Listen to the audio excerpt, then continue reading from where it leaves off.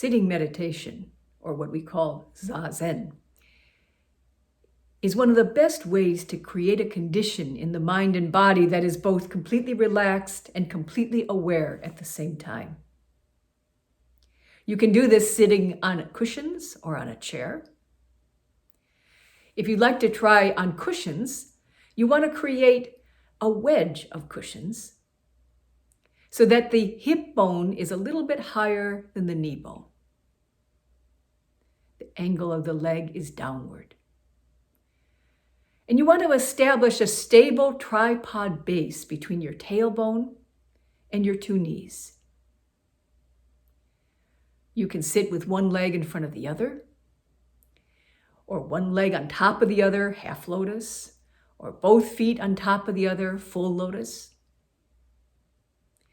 And if one of your knees is not stably in contact with the earth, you can add a towel or a small cushion so that it feels something.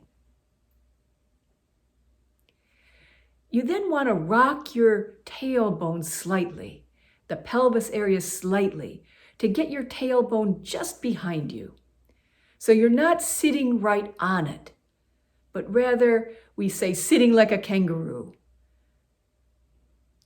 This subtle adjustment in the pelvis and lower back becomes crucial for allowing the spine to reach its full length.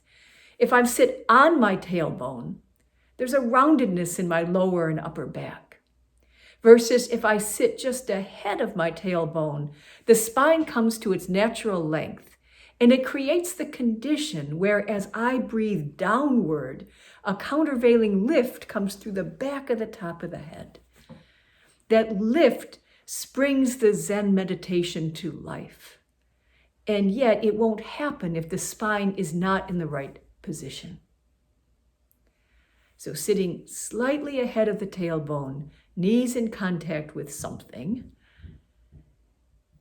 and then eyes are 180 degrees, splashing off the floor in front of you, maybe a couple meters, a couple yards ahead of you, and taking in the entire view, not just single point focused, but seeing everything.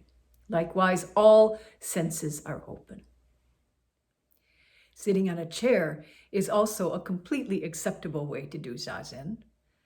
To do this, you want to choose a chair of a height where your hip joint can be slightly higher than your knees. So again, the angle of the femur is downward. Likewise, you want to rotate the pelvis just enough to get the tailbone behind you, which lets weight drop into your feet and into your big toes in particular. So you establish a stable triangular base between your tailbone and your big toes. For the hand position in Zazen, you want to take the outermost digit of your left thumb into your right hand, and then aligning fingers over fingers, roll the whole assembly so that the blades of your hands rest on the hara. You don't want the fronts of your hands on the hara because this collapses the upper body and rolls the shoulders too far forward. Rather, rotate the forearms and hands so that the blades are at the hara, and it keeps the shoulders down and back and the torso aligned in gravity. How to work with the breath in Zazen.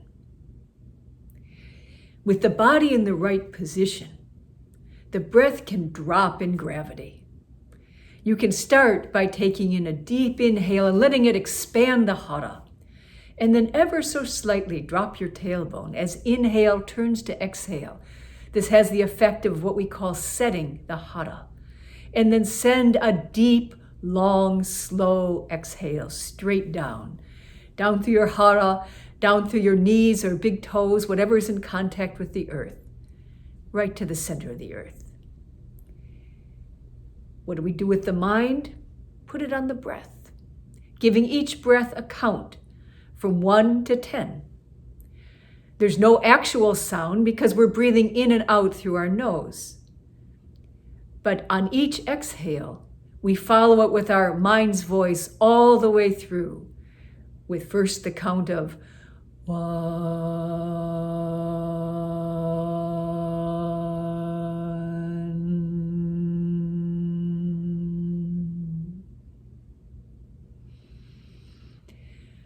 2, 3, 4, and onward up till 10. If we lose our count, we just go back to 1. If we get to 10, we go back to 1. And this is how we work with the breath and the mind in Zazen. Now that we have our stable base, our posture aligned, our hand position, our breath working, what do we do with the body during sitting meditation? We hold stillness. No extra fidgeting. We hold the same position we had when we started our meditation session, not stiff like concrete, but no extra movement, no realigning our legs. If the posture has fallen out of alignment in gravity, we can subtly readjust it, but nothing extra. And this sometimes means that we'll sit with some discomfort. We want to move, an impulse has arisen, an itch is somewhere. But that ability to just watch the impulse and not act on it is creating a huge capacity to separate impulse from action, one of the real benefits of sitting meditation.